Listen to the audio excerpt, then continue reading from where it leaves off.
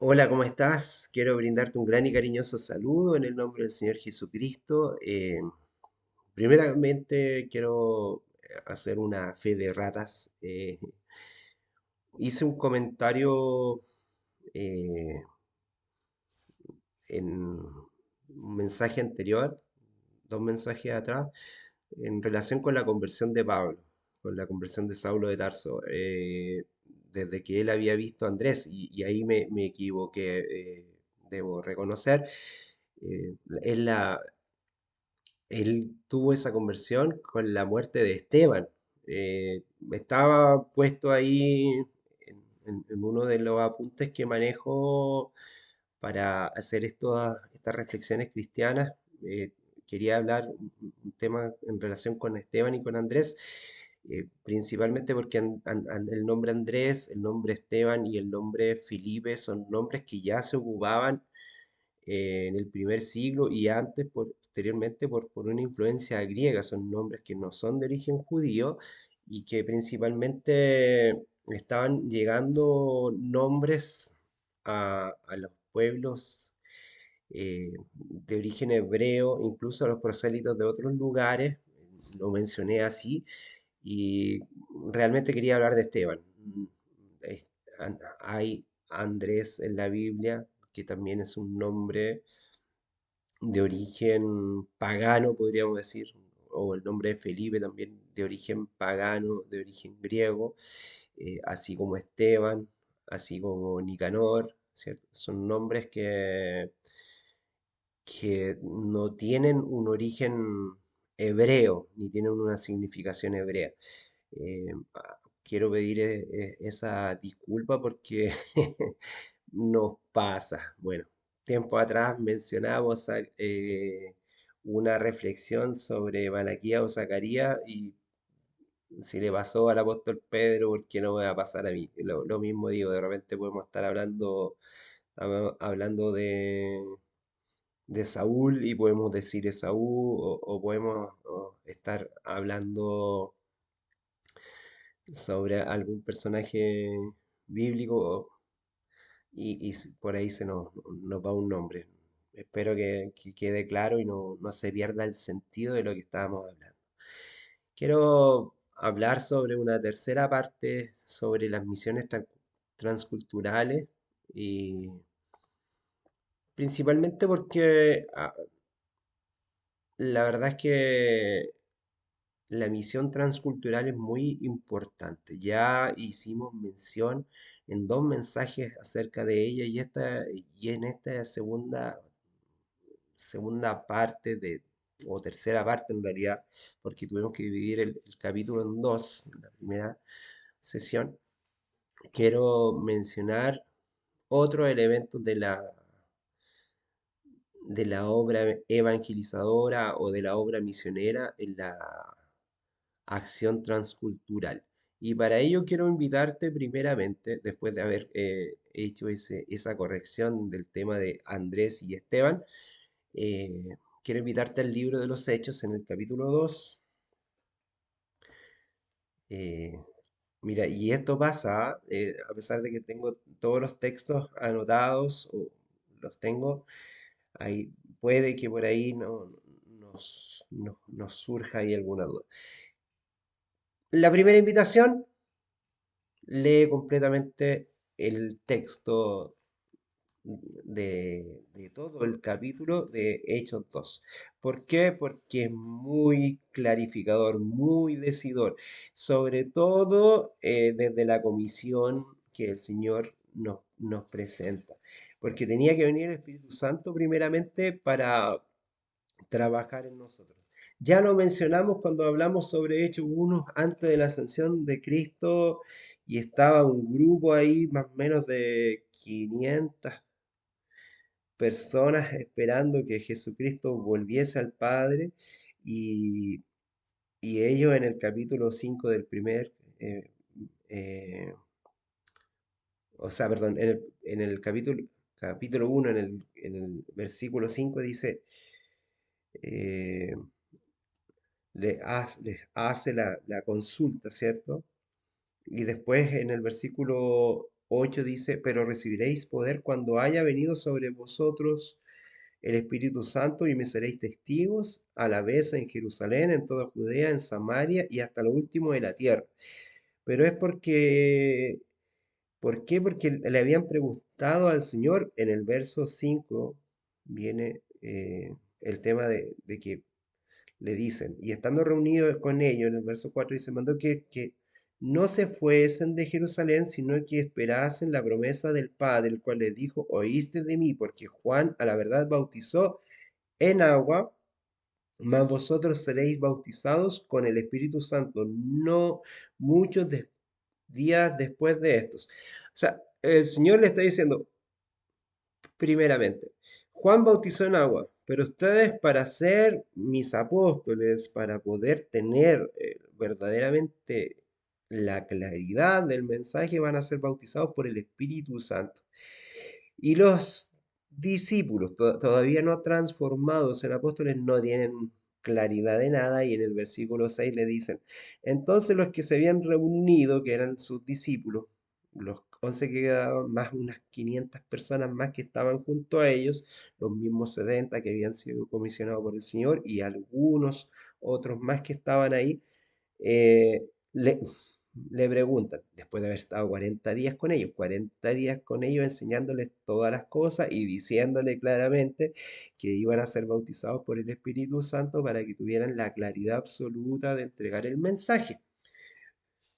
Les dice, pero uno es porfiado. Así como de repente nos podemos confundir y podemos terminar hablando de Andrés en vez de Esteban, no puede pasar. Y le preguntan al Señor Jesús, a, no sé, minutos de él ascender al cielo, le dice, Señor, ¿cuándo restaurarás el reino de Israel? ¿Será en este tiempo? El Señor le dice, no les toca a ustedes saber los tiempos que el Padre puso en su sola potestad, porque primero recibirán poder. Ya, y por eso es que ahora el versículo a que yo les estoy invitando a que podamos revisar se encuentra en el segundo capítulo del libro de Hechos, en el verso 6. Recuerda que el contexto de lo que estamos hablando tiene que ver con la misión transcultural. Y cuando esto fue divulgado, se juntó la multitud y estaban confusos porque cada uno oía hablar en su propia lengua. Dice, otra versión dice, y he hecho este estruendo. O sea, imagínate, es un estruendo. Se juntó una multitud y estaban confusos porque cada uno les oía hablar en su propia lengua. ¿Quieres recibir el don de lenguas? ¿O crees haber recibido el don de lenguas? Aquí el Señor, cuando ellos están llenos del Espíritu Santo y comienzan a hablar en lenguas, ¿sabes qué? Esas lenguas eran lenguas conocidas y eran las lenguas maternas de judíos que en la diáspora se habían ido a vivir a otro lugar. Antioquía, Cirene, eh, los persas, árabes, judíos de distintos lugares, distintas nacionalidades que iban a ofrecer sacrificio en el tiempo de Pentecostés, agradeciendo las cosechas. Mira qué interesante, hablamos hace poquito sobre la cosecha y que el Señor nos decía que estaban listas las cosechas, no había que esperar estas 4 semanas y dice que escucharon oír en su propia lengua. ¿Por qué? Porque cuando el Espíritu Santo se manifiesta para edificación de la iglesia. Si a ti te toca ir a África como misionero y no conoces una lengua africana, el Señor te va a comisionar para que ellos puedan entenderte y comprenderte quizás en su propio idioma. Si a ti te toca ir a la India y no sabes hablar ni siquiera inglés, quizás el Señor te va a comisionar o va a poner a otro Y a lo mejor el Espíritu Santo quizás tú vas a estar hablando en tu propio idioma, pero la gente estará escuchando en el idioma que ellos conocen, porque el Espíritu del Señor es para edificación de la iglesia y no te sirve de nada hablar en lenguas si no vas a edificar a nadie. Porque quien habla en lenguas solamente se edifica a sí mismo. Pero si no hay otro que la interprete, es algo que realmente es banal, no tiene validez. No quiero ofender a esto con nada, o sea, a nadie con esto. Así que con este versículo de introducción, donde muchos estaban perturbados, estaban confundidos, una multitud de personas de distintos lugares que eran judíos de nacimiento, pero que vivían en otros lugares y que habían aprendido otra lengua, estaban escuchando el mensaje de Jesucristo en su propia lengua, en su propia lengua. Con este versículo de introducción nos introduciremos en el tema. Querido Señor, te damos las gracias porque tú eres un Dios de amor, un Dios de restauración. También pedimos disculpas porque muchas veces nos apasionamos y quizás en este deseo de compartir un mensaje, en un deseo de que la iglesia tome el rol protagónico que tiene, podemos tener ciertos traspieces, tener ciertas equivocaciones y quizás por ahí decir algo dentro de la pasión que puede ser algo que no esté bien dicho. Pero principalmente, más allá de las palabras, el mensaje del amor es lo que queremos presentar.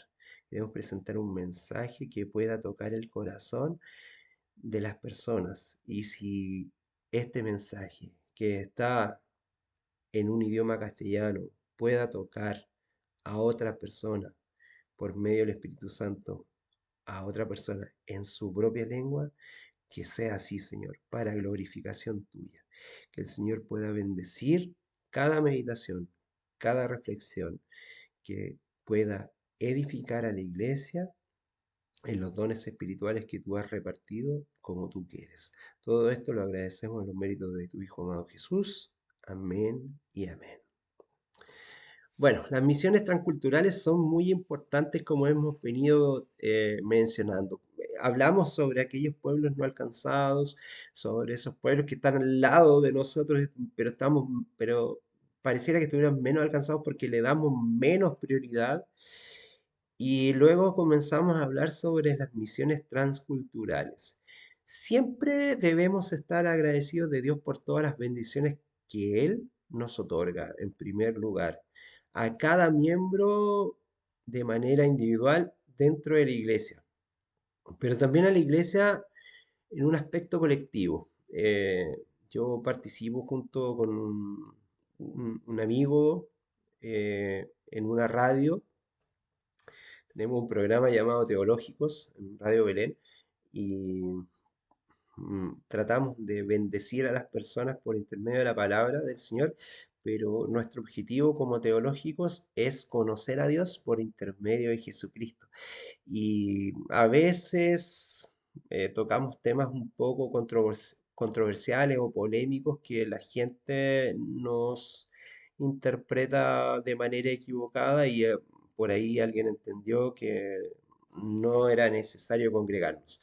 La iglesia, tú y yo somos iglesias, somos templo del Espíritu Santo, pero en la colectividad es lo más hermoso y lo más maravilloso para poder presentar un mensaje de una manera colectiva cuando el Espíritu del Señor está en medio de ella y están presentes los dones espirituales para edificar a la iglesia. Eso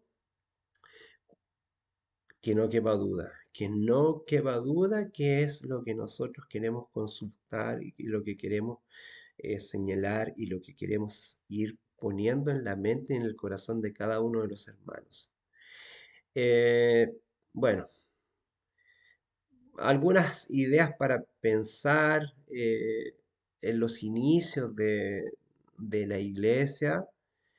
Eh, la iglesia cristiana, nuestra denominación puede tener par de años, puede llevar un par de años en nuestro país, en nuestro territorio, puede haber llegado de otro lugar, de otra localidad, haber tenido presencia quizá en un país extranjero. Por ejemplo, en la Iglesia Bautista del Séptimo Día, sus inicios comenzaron en Inglaterra, de Inglaterra pasaron a Holanda, de Inglaterra después y de Holanda pasaron a, Estados Unidos, de Estados Unidos empezó a ir primeramente a Europa, el primer país donde se hizo una conferencia y donde hubo un desarrollo de la iglesia fue en Brasil, aproximadamente un poco más de 100 años, donde que hay presencia. Y desde ahí vamos avanzando. La barrera idiomática a veces trae consigo, y por eso que también el versículo es muy importante, el versículo de introducción. ¿Cuánto hemos avanzado? ¿Hasta dónde podremos hasta dónde podríamos haber avanzado también? Es una pregunta que nos podríamos hacer. ¿Cuánto hemos avanzado desde que en el último tiempo se ha instalado en otros lugares de Sudamérica? Por intermedio del idioma castellano o español. Hay presencia hace casi 30 años en España y el pastor Luis de la Cruz, a quien quisiera hacer referencia, él ha ayudado a difundir el mensaje por intermedio de su obra cristiana y por intermedio de nuestro lenguaje y él fue uno de los primeros en en llevar el mensaje a los países de habla hispana, a los hispanoparlantes, por medio de los medios comunicacionales. Hoy día a través de Internet, gracias a eso, la iglesia ha podido avanzar y crecer. Así también nuestra relación con Brasil también nos permite avanzar para que en Sudamérica también, en, en toda Latinoamérica pueda existir presencia bautista del séptimo día. Eh, en este sentido, hoy, en el año 2024, tenemos el desafío de enfocar nuestro reconocimiento por la bendición que el Señor nos da en la misión de responder al clamor de un mundo agonizante por la necesidad de un Salvador, que solo puede existir en la persona de Jesucristo. Solamente a través de Él podemos encontrar la paz y la salvación.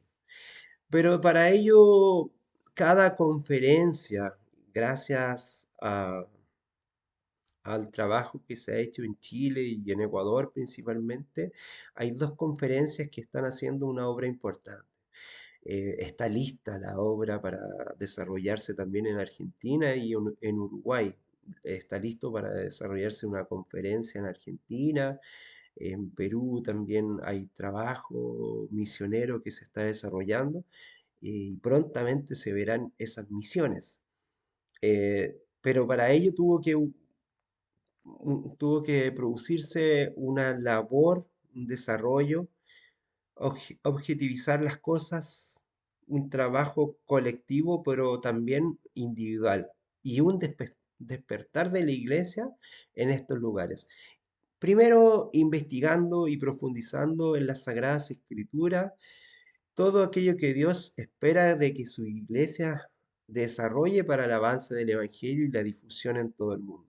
Pero saben que algo muy importante, que es conocer el medio en cual se va a desarrollar la misión. Ya hemos mencionado, tenemos que ser muy respetuosos y muy sabios, siguiendo el ejemplo del apóstol Pablo. Al griego él le hablaba como griego, al judío le hablaba como judío, al gentil le hablaba como gentil, al romano le hablaba como romano. Y así Por eso que es importante que cada misión, cada lugar donde se desarrolle el mensaje, el Señor siempre también es un respetuoso de la cultura. La cultura argentina tiene una forma de ser. Es un país grande que a lo mejor tenemos presencia de tres y más líderes.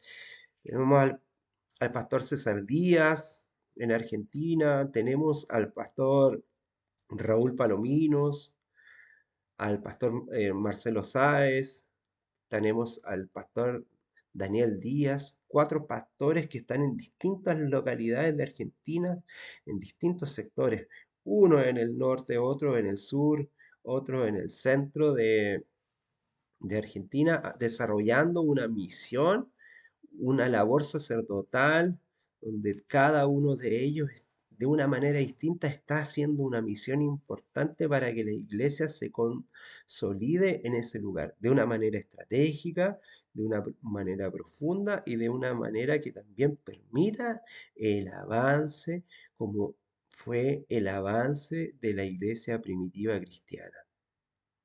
El avance y la difusión en todo el mundo es fundamental.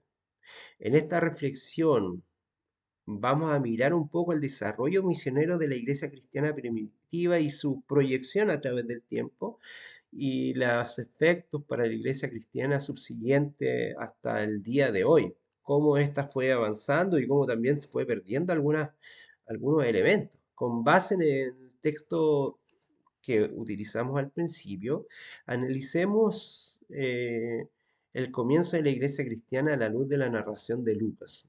Recuerda que el libro de Hechos de los Apóstoles, es un libro de una recopilación de datos de Lucas. De la iglesia miraremos algunos elementos. Hechos vividos, por lo tanto, es la continuación del Evangelio de hecho, Lucas comienza el libro hablando del primer relato, de Lucas 1.1, en que él relata lo que Jesús comenzó a hacer.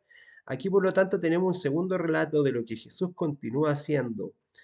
Este libro se llama Hechos de los Apóstoles y algunos prefieren llamarlo los Hechos del Espíritu Santo.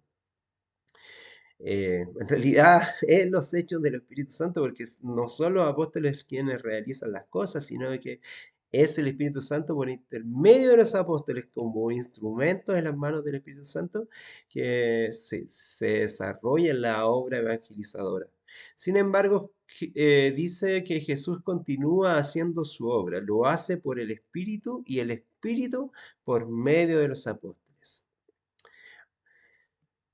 Pero estas notas que nos introducen al tema, ya que el objetivo de este mensaje bíblico es profundizar en el análisis centrado de una iglesia que se va multiplicando de una manera transcultural, en otras palabras, una iglesia que no se conforma con servir a un grupo pequeño cerrado de personas, que no puede estar cerrada entre cuatro paredes, eso es importante, sino que debe llegar con mayor número de vidas humanas para ser libres en Cristo.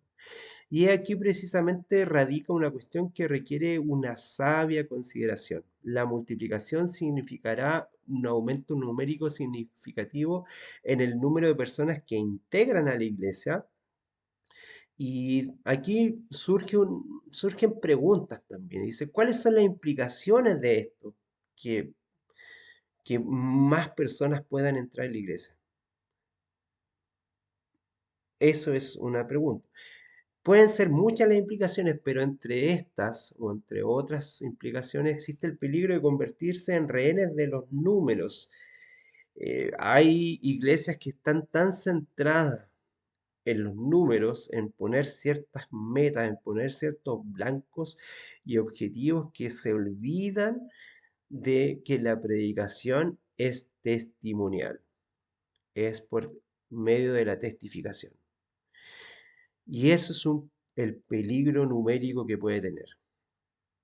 Y desde ahí el juego de las estadísticas puede hacer mucho daño dentro de una iglesia. Y eso sería un gran mal en la vida de la iglesia. ¿Y cómo se puede resolver este impas?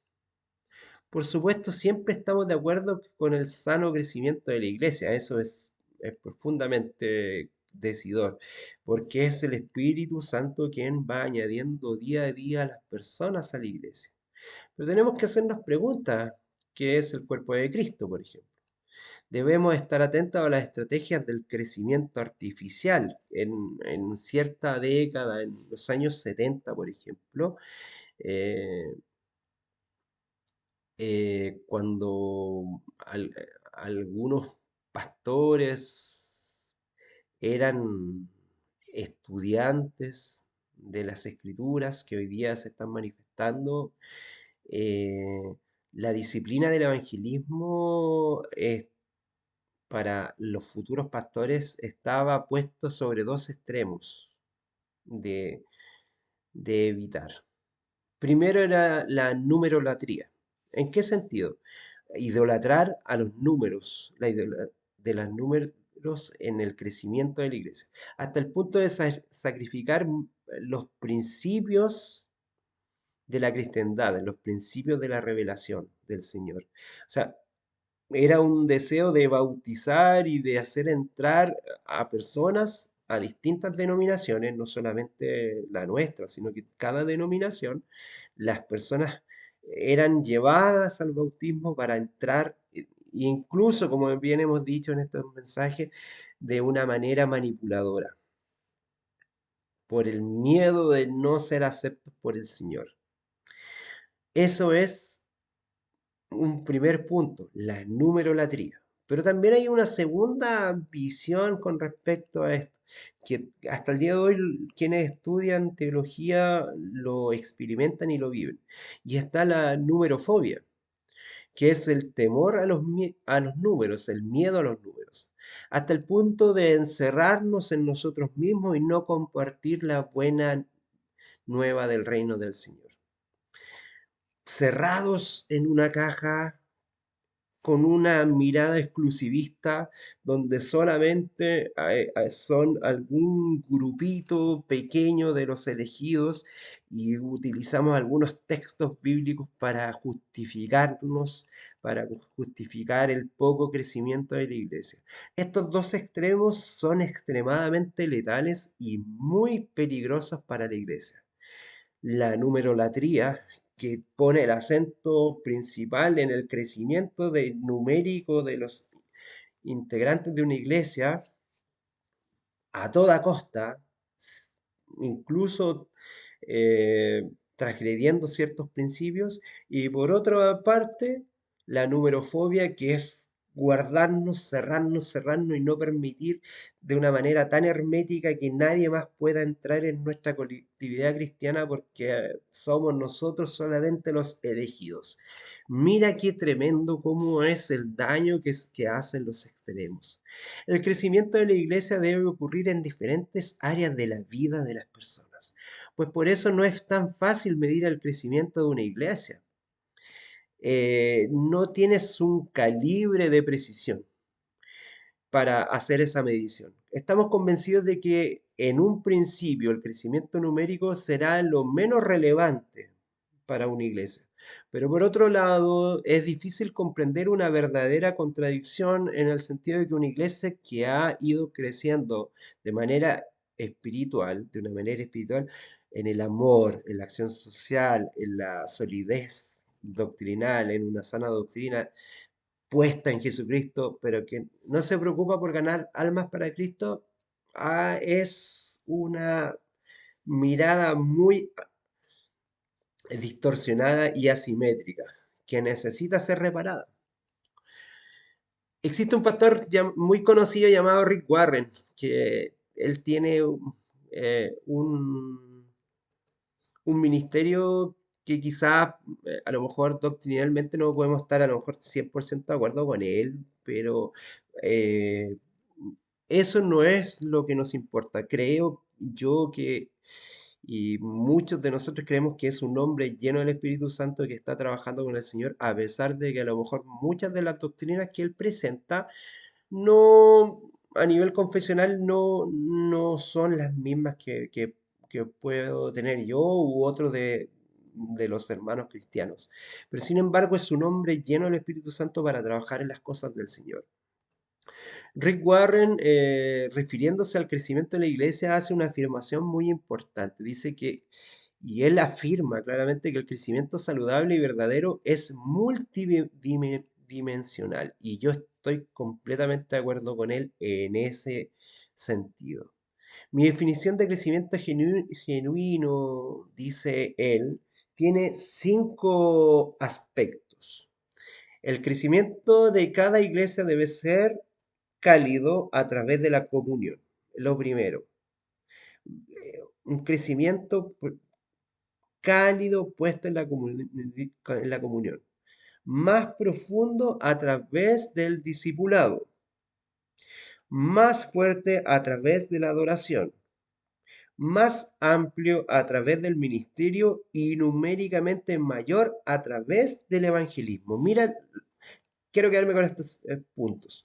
Primero, cálido por comunicación, profundo por el discipulado. Un discipulado genuino, vivo, orgánico, no mecanicista. Tercero, fuerte en la adoración. Tenemos comunión, discipulado, adoración. Cuarto, amplitud en el ministerio. Todos somos real sacerdocio. Todos somos llamados a ser sacerdotes dentro de la comunidad cristiana. No es solamente obra de tu pastor o del mío la responsabilidad de presentar el Evangelio. Y quinto, va a crecer la iglesia numéricamente a través del evangelismo. Evangelismo, ministerio, adoración, discipulado y comunión son las claves que Rick Warren, y que en este sentido estoy completamente de acuerdo con él, para que las iglesias puedan potenciarse en crecimiento espiritual y numérico. Son elementos fundamentales. Calidez para poder comunicarnos, para que exista comunidad. Profundidad para el estudio del discipulado. Fuerza a través de la adoración, una adoración clara y precisa. Amplitud del ministerio. Hay ministerios que muchas veces las iglesias dejan de lado. Desde la recepción en adelante, todo es un ministerio. La adoración, la mayordomía, la recepción, la predicación, el evangelismo, todo es ministerio. Y finalmente vamos a crecer numéricamente por testificación del Evangelio, por el evangelismo, porque es el mismo Espíritu de Dios quien añade a cada persona a la iglesia. De hecho, la Biblia dice que Dios estaba en Cristo reconciliando consigo. Mira qué interesante, lo que dice el Señor. En 2 Corintios 5, 19 y 20 dice, Dios estaba en Cristo, Dios estaba en Cristo, viviendo en Cristo, reconciliando consigo al mundo, no tomándoles en cuenta a los hombres sus pecados, y nos encargó a nosotros la palabra de la reconciliación. ¿Quién estaba enojado con Dios? ¿Era Dios que estaba enojado con nosotros? No, nosotros estábamos enojados con Él porque teníamos una visión equivocada de quién era Dios. Y Dios, por intermedio de Jesucristo, viviendo en Cristo, estaba reconciliándonos en nosotros. Jesucristo como ese puente de unión, esa religadura, esa verdadera religión de unir a Dios con el hombre, lo estaba haciendo en Cristo. Así que nosotros como embajadores en el nombre de Cristo, como si Dios rogase por medio de nosotros, os rogamos en el nombre de Cristo, reconciliados con Dios. Reconciliémonos con Dios por medio de Jesucristo. Por medio de Jesucristo, tú y yo podemos estar reconciliados con el Señor. Es la única forma que podemos vivir y podemos vivir la multiformidad de la sabiduría de Dios. Ahora bien, siendo esto así, necesitamos convencernos de que el brazo de Dios aquí la tierra para el logro de los propósitos salvíficos de las personas es la iglesia. Tú y yo somos las manos de Dios en la tierra. Hay una frase que me gusta mucho que dice, no está en nuestras manos el poder hacer quizás muchas cosas, pero el Señor ha puesto en nuestras manos la transformación de este mundo. Cuando vuelva Jesucristo, el Señor nos mirará a nuestras manos. Yo lo encuentro extraordinario. Y es un mensaje de una denominación que a lo mejor criticamos mucho nosotros los cristianos. Es un pensamiento católico. eh, y muchas veces nosotros tenemos una mirada negativa hacia eso, pero Cristo está trabajando en todos y cada uno de nosotros. Y él dice, cuando venga Jesucristo, algunas denominaciones creyeron que descubrieron la pólvora y que ellos fueron los que se dieron cuenta que Cristo va a volver a la tierra por segunda vez. Eh, una locura total. Eh, la cristiandad, desde que existe Dios, Cristo no se había ni siquiera ido en el capítulo 1 de Hechos y ya los discípulos le están preguntando cuándo él iba a volver por segunda vez. Y algunas denominaciones se adjudican que ellos han recibido la luz de que a ellos se les reveló que Cristo iba a venir por segunda vez y que ese es el mensaje que se les ha pedido predicar. Eh, Bueno, no quiero entrar en ese detalle. Volvamos al tema que teníamos en este sentido. Quiero en este sentido señalar que la iglesia ha estado involucrado en múltiples actividades, pero al mismo tiempo ha descuidado el ministerio principal, que es reconciliar las almas con Dios.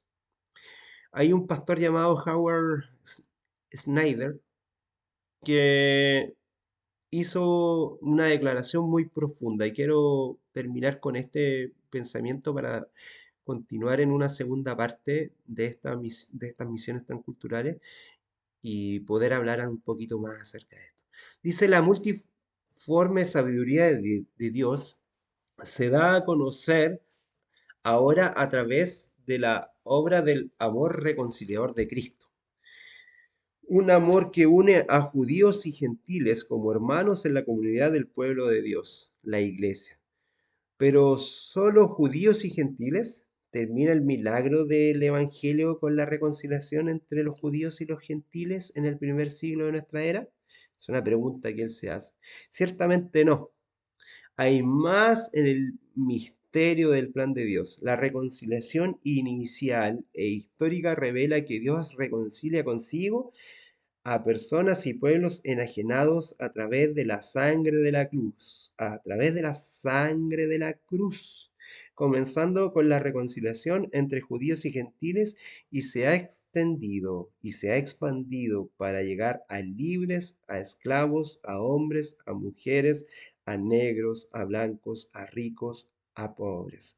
¿Sabes que esto lo tomó Howard Snyder de un pensamiento tomado de la escritura en Colosenses 3 y en Gálatas 3? Pero él continúa diciendo, dice, porque es precisamente en la iglesia donde se realiza esta reconciliación. La iglesia es fruto del amor reconciliador de Cristo y por tanto revelador de la multiforme sabiduría de Dios en calidad de cuerpo de Cristo. La iglesia participa en la obra reconciliadora de Cristo. En este sentido, que la iglesia es el agente del plan de Dios, Mira lo que es, mira lo que es la iglesia, mira lo que eres tú y yo como templo del Espíritu Santo. La iglesia es fruto del amor reconciliador de Cristo y por tanto revelador y revelación del, de la multiforme sabiduría de Dios en calidad de cuerpo de Cristo. La iglesia participa en la obra reconciliadora de Cristo. En este sentido, que la iglesia es el agente del plan de Dios, es por eso que Pedro, Santiago, Pablo, Juan, cada uno de ellos insiste tanto en que los creyentes se reconcilien entre sí y consideren cuidadosamente su caminar y eviten toda parcialidad y caminen en amor y en comunión con sus hermanos y hermanas. Su fidelidad y la nuestra tiene un gran significativo testimonio para el reino de Dios. Tremendo, ¿no? Mira, mira la importancia que tiene la iglesia en la colectividad, en la congregación, para tu vida y en la mía. Que el Señor pueda bendecir tu vida y la nuestra para que realmente seamos cartas abiertas y testigos y principalmente obreros de la mies, porque los campos están listos. Que el Señor te bendiga grandemente. Gracia y paz.